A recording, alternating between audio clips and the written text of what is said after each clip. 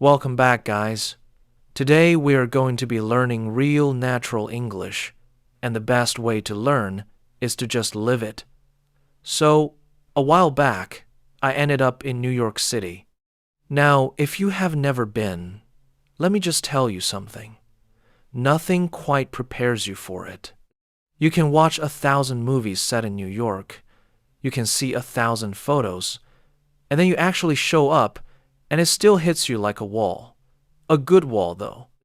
A very loud, very fast, very alive wall. It started underground, because in New York, a lot of things start underground. I took the subway. Now, the New York subway is one of those things that has a reputation. A reputation means what people generally think or say about something before you experience it yourself. And the reputation of the New York subway is that it is old, it is confusing, it is loud, and it smells like something you cannot quite identify. All of that is true. Every single part of it is true. But here is the thing nobody tells you. Once you figure it out, it feels incredible, like you cracked a code. Cracked a code means you figured out something that seemed complicated at first. The system has been running since 1904. Over 100 years of trains going under the same city. And it runs 24 hours a day, 7 days a week. No other subway system in the world does that. Most cities shut their subway down at midnight or 1 in the morning. New York just keeps going. 3 in the morning, 4 in the morning, does not matter. The train comes. Maybe not as often, but it comes. There is something almost stubborn about that. Stubborn means refusing to stop or change no matter what. And New York is a very stubborn city. I got on at a station in Lower Manhattan. Manhattan is the island at the center of New York City, and Lower Manhattan is the southern part of that island, where a lot of the oldest parts of the city are. The station itself was not pretty. Chipped tiles on the walls, low ceilings, a fan somewhere making a noise that suggested it had been running since 1904 as well. But the train arrived, and I got on, and within minutes, I was moving under the whole city. Under the streets, under the buildings, under millions of people going about their day, completely unaware of the train passing beneath their feet. I got off in a neighborhood called the Lower East Side. The Lower East Side has this really layered history. Layered means built up over time, with many different things stacked on top of each other. In the late 1800s and early 1900s, this neighborhood was packed with immigrants. Immigrants are people who move from one country to another to live there permanently. Jewish immigrants, Italian immigrants, Chinese immigrants, Puerto Rican families later on. Everyone passed through the Lower East Side at some point, and you can still feel all of that if you pay attention. There were old tenement buildings lining the streets. A tenement is a type of apartment building that was built cheaply and quickly to house as many people as possible. They are narrow, they go straight up, and they have these metal fire escapes running down the outside of the building. Fire escapes are the external metal staircases attached to the outside of a building so people can get out in case of a fire. And they are one of the most recognizable things about New York architecture. Architecture means the design and style of buildings. You see those zigzagging metal staircases going down the front of a building, and you know immediately where you are. There is nowhere else in the world that looks quite like that. I stood on one street for a moment just looking up at a row of these buildings. They were not glamorous. Glamorous means impressive and attractive in a showy way. They were just old brick buildings that had housed hundreds of thousands of people over more than a century. But there was something about them that felt more real and more interesting than any fancy new building. They had survived. Survived means made it through difficult times and kept standing. And in New York, that counts for a lot. From there, I walked to a deli. Now, a deli is short for delicatessen. A delicatessen is a shop that sells prepared foods, cured meats, cheeses, sandwiches, pickles, that kind of thing. And New York delis are their own institution. Institution does not just mean a building or organization here. When something becomes an institution, it means it has become such a big part of a culture that you cannot imagine that culture without it. New York delis are like that.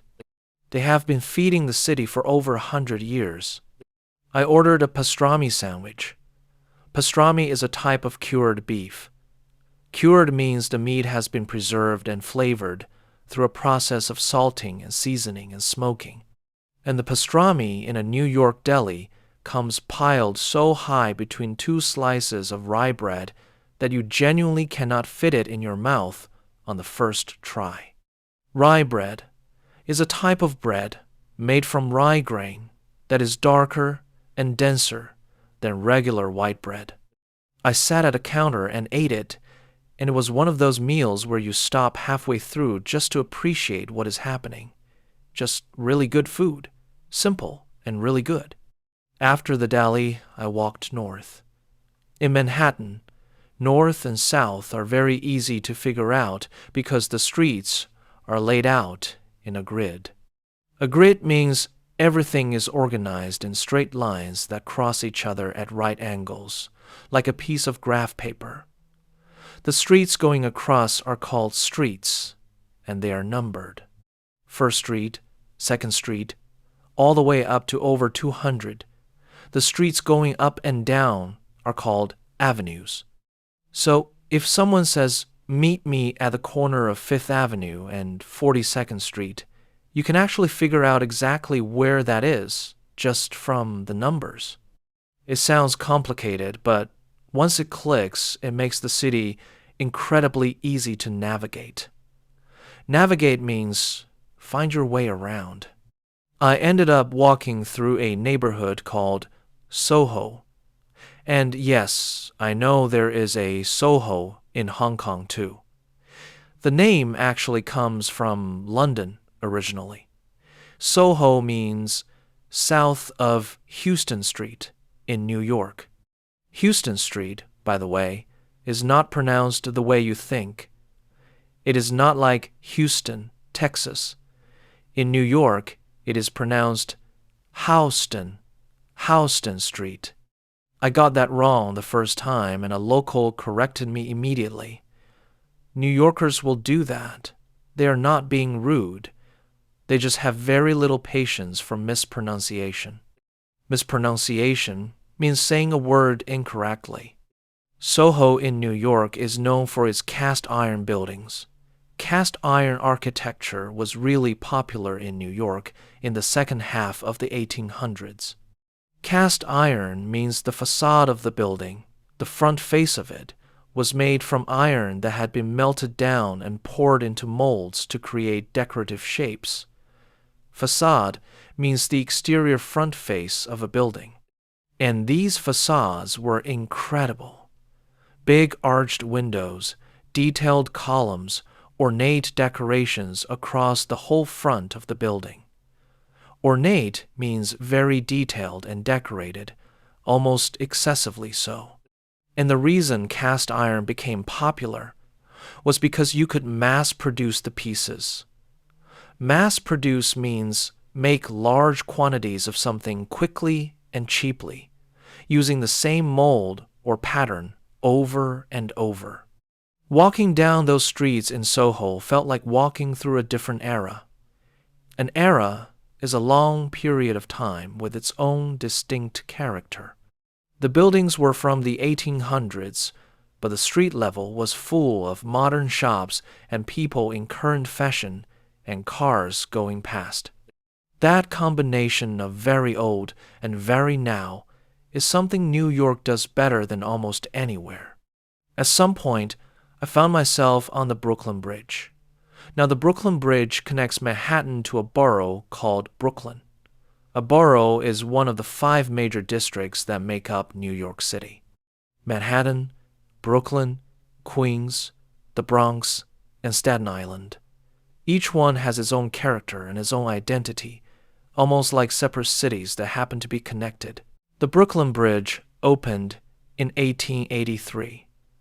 When it was built, it was the longest suspension bridge in the world. A suspension bridge is a type of bridge where the road is hung from cables that are attached to tall towers. The cables carry the weight of the whole bridge and distribute it down into the towers and then into the ground.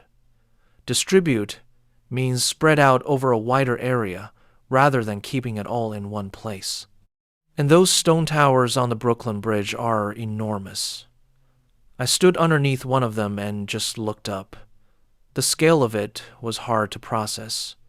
Scale means the size of something relative to what is around it. These towers were built by hand in the 1800s.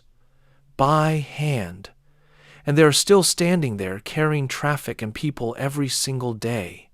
Walking across the bridge, I could see the Manhattan skyline on one side and Brooklyn on the other. The skyline from the bridge is different from any other angle. You are at water level, looking up, and the buildings seem even taller from there. A woman walking next to me stopped at the same railing I stopped at and said, "Still gets me every time." She had clearly seen it hundreds of times, and it still stopped her. That is what a great city does. It keeps surprising the people who already know it. I spent the rest of that day in Brooklyn. Brooklyn has a completely different energy from Manhattan. Manhattan is vertical. Everything goes up.